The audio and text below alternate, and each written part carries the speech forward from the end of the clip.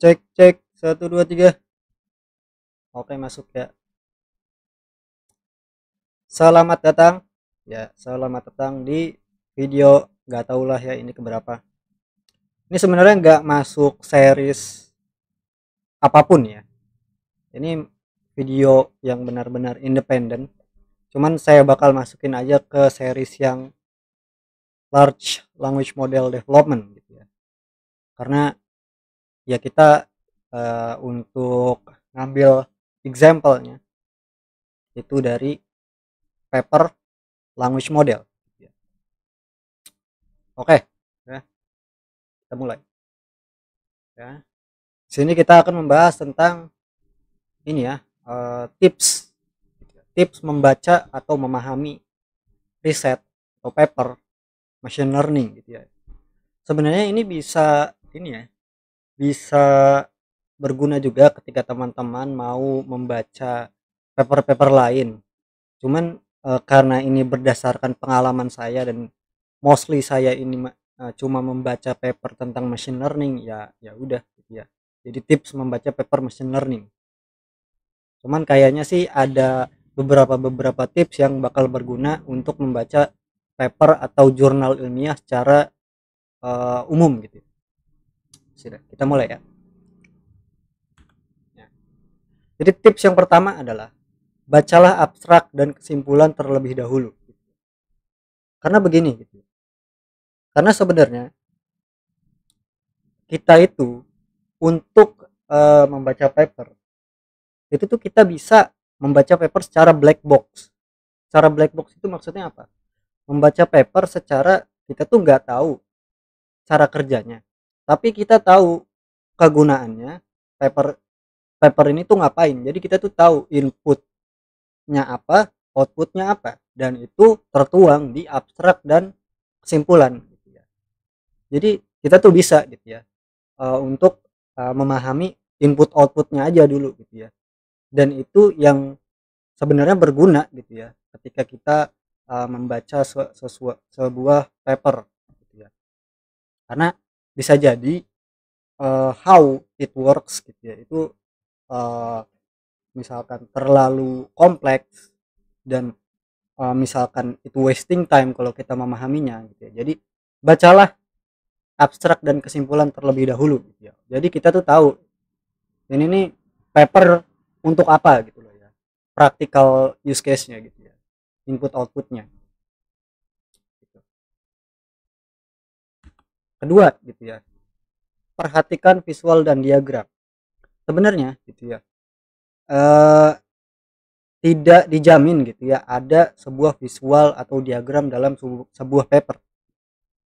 Bisa jadi teks semua gitu ya, atau bisa jadi persamaan matematika semua. Cuman secara umum gitu ya, saya membaca paper machine learning itu pasti ada satu gitu ya, pasti ada satu visual utama gitu ya. Dan visual utama itulah yang akan menjelaskan konsepnya secara umum dan secara keseluruhan gitu ya, konsep-konsep yang ada di paper tersebut gitu ya.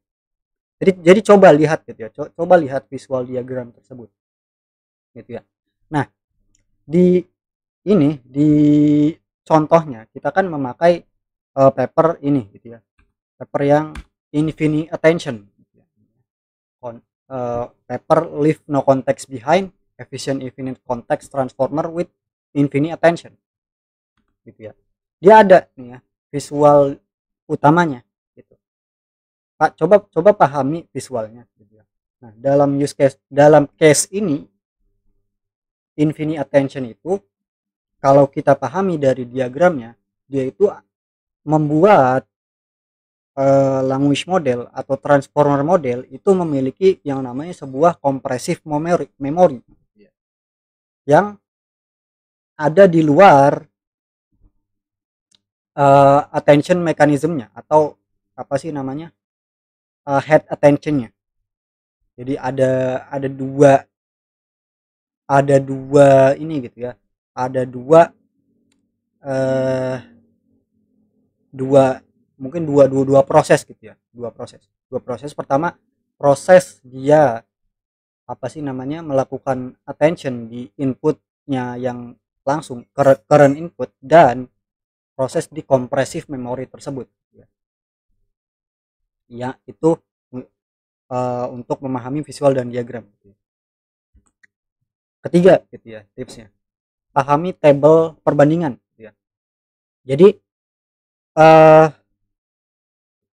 riset itu pasti ada perbandingan gitu ya, perbandingan yang bisa dihitung, terutama riset machine learning gitu ya, karena uh, mereka itu uh, menghitung menghitung seberapa signifikan sih sebenarnya perbedaan yang ditawarkan oleh riset ini gitu ya, dibanding dibanding konsep-konsep sebelumnya gitu ya.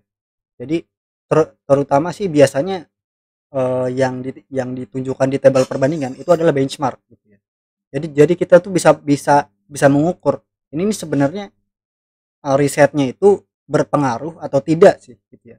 Kalau misalkan berpengaruh berarti di tabel perbandingannya dia improvementnya jauh gitu ya, dibanding apa sih nama riset sebelumnya. Pahamilah itu gitu ya, pahamilah seberapa signifikan gitu ya riset itu berpengaruh. Nah, keempat gitu ya, ini nih sebenarnya yang sering menjadi trap gitu ya, sering menjadi jebakan gitu ya. Jangan terlalu fokus dengan detail persamaan matematikanya gitu ya. Walaupun begini ya, walaupun sebenarnya konsep-konsep machine learning itu dibangun dari dibangun dari pemahaman matematika yang sangat tinggi gitu ya, yang advance gitu loh ya. Namun ini tips dari saya adalah jangan fokus terhadap persamaan matematis gitu. Tapi fokuslah ke pemahaman intuitif. Karena begini, walaupun tadi gitu ya, konsep machine learning itu adalah konsep matematika, tapi pada implementasinya, saat kita melakukan implementasi machine learning di coding misalkan, yang dilakukan apa ya, yang dilakukan ya matrix multiplication, persamaan matematika ini gitu ya, ini mostly hanyalah untuk pembuktian teoritis gitu ya. Jadi uh, secara praktikal ini kurang berguna kalau kita cuma untuk mau memahami saja gitu ya. Jadi fokuslah ke pemahaman intuitif bahwa konsep ini tuh seperti apa gitu ya, konsep yang ada di riset ini tuh apa gitu ya konsepnya. Dari pertama memahami abstrak, memahami visual, memahami signifikansi di tabel perbandingan gitu ya. Nah, kalau mau sesuatu yang lebih praktikal, jangan ke persamaan matematis, tapi langsung ke repository GitHub-nya. Karena disitulah langsung apa sih namanya riset ini atau paper ini itu diimplementasikan ke coding gitu ya. Jadi kalau mau sesuatu yang praktikal jangan ke matematik, jangan ke persamaan matematikanya, tapi ke repository kode gitu ya. Lanjut ya. Nah, ini ya.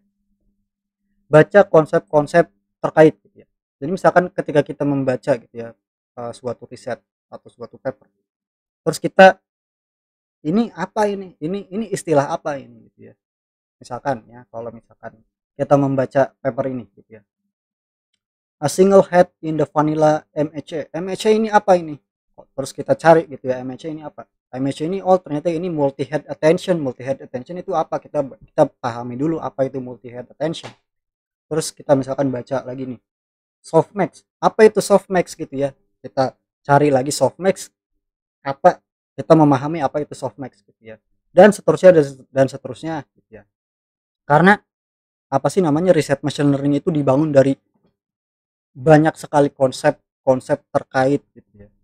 Dan semakin banyak kita apa sih namanya semakin banyak kita memahami atau mengetahui gitu ya istilah-istilah yang sering dipakai, itu akan kita semakin mudah lah ya, memudahkan kita membaca.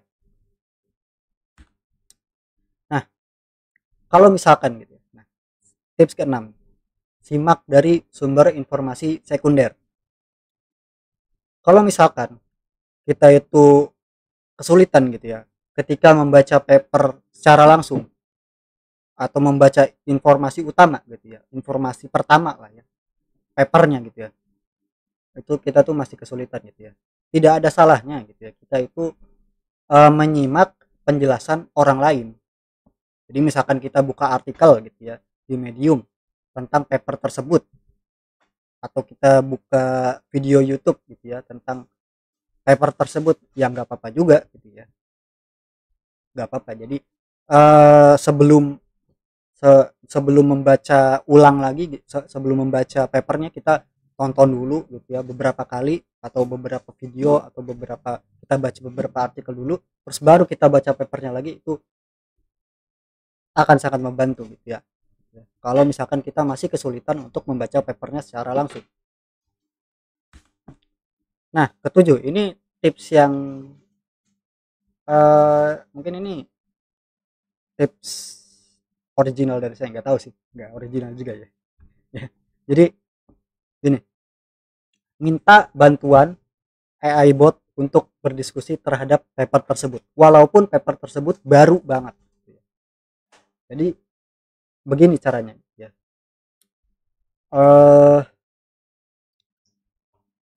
LLM terbaru gitu ya, LLM terbaru gitu ya.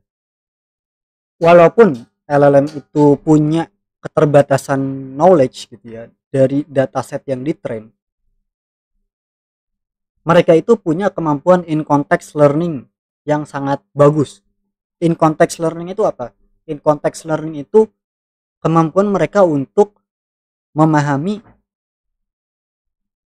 sesuatu yang baru gitu loh ya, sesuatu yang ada di dalam window konteks gitu. Window konteks mereka gitu ya, berdasarkan kumpulan knowledge yang sebelumnya mereka pahami. Jadi walaupun LLM itu tidak pernah tidak tidak pernah ditrain dengan knowledge di paper tersebut, ketika kita memberikan akses LLM tersebut untuk membaca paper tersebut, itu dia bisa paham gitu loh ya.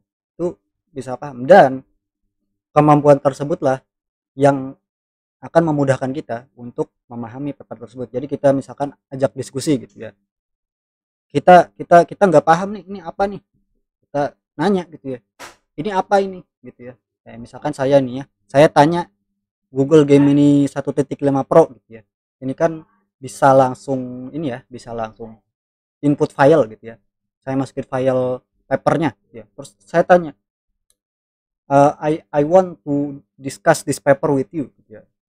Terus saya tanya pertanyaan-pertanyaan spesifik gitu ya. Ini benar-benar membantu, sangat-sangat helpful mengajak AI bot untuk berdiskusi. Apa sih namanya, rekomendasi saya ya ini si Gemini Pro, karena pertama dia bisa input file langsung gitu ya, bisa input file langsung. Terus kedua, dia window konteksnya sangat besar, 1 juta. Kalau kita buka di AI Google, AI Studio Google gitu ya, dan ini gratis kalau kita buka di sini gitu ya. Jadi manfaatkan kalau misalkan teman-teman punya akses gitu ya. Lanjut, cobalah berlangganan daily email notifikasi dari Hugging Face Paper. Jadi Hugging Face ini ya, dia tuh sangat apa ya namanya, dia tuh komunitas machine learning yang apa ya namanya, sangat bagus gitu ya. Kalau misalkan kita pengen mengetahui tren terbaru, pengen mengetahui teknologi terbaru, pengen mengetahui knowledge terbaru, Hugging Face itu salah satu komunitas yang sangat bagus untuk kita ikuti. Dan salah satu fitur yang diberikan oleh Hugging Face ini, salah satunya adalah daily notification untuk paper machine learning. Jadi tim Hugging Face ini mengkurasi sebegitu banyaknya paper yang ada di yang dirilis hari itu, terus dikasihlah ke kita gitu ya list-listnya. Dan sangat mudah gitu ya, kita dapat notifikasinya di email, kita dapat paper-paper yang menarik gitu ya. Kalau misalkan ada paper-paper, wah ini nih bagus nih, atau wah ini nih kayaknya menarik nih, terus kita baca gitu ya, harian gitu ya, sehari satu atau mungkin 2 hari sekali kita cek gitu ya, kita baca gitu ya. Itu tuh sangat sangat apa nih ya, sangat kita tuh dapat informasi pertama gitu loh ya. Informasi pertama, informasi paling faktual gitu ya tentang riset machine learning. Ya, mungkin ya, memahami atau membaca gitu ya paper machine learning yang canggih itu memang saat pengalaman pertama itu tidak mudah gitu ya. Ya, tidak mudah. Walaupun kita punya pengalaman di software engineering gitu ya. Karena eh bidang machine learning gitu ya, terutama yang canggih, yang modern, yang dipakai di produk-produk AI terbaru, itu benar-benar multidisiplin gitu ya. Matematika, software engineering, terus misalkan neuroscience juga ikut, psychology juga ikut, linguistik segala macam gitu ya. Jadi itu disiplin ilmunya benar-benar sangat luas gitu ya. Dan itu tuh bisa merembet ke banyak hal gitu loh ya. Jadi pengalaman pertama membaca riset machine learning yang canggih, yang terbaru itu pasti tidak mudah. Untuk memahaminya itu bisa memakan waktu beberapa minggu atau bahkan sampai bulan gitu. Tapi seiring waktu kalau misalkan kita sering membaca ya paper-paper di hal yang sama gitu ya, berulang-ulang, terus kita memahami konsep-konsep terkait segala macam, ya semakin lama akan semakin mudah dan semakin cepat juga kita memahaminya ya. Sekian ini video singkat mungkin ya. Semoga kalau misalkan teman-teman punya ketertarikan di bidang machine learning gitu ya, riset-risetnya, semoga dimudahkan untuk memahami dunia machine learning yang bergerak sangat cepat gitu. Ya, mungkin segitu saja dari saya. uh, Kita ketemu di video selanjutnya.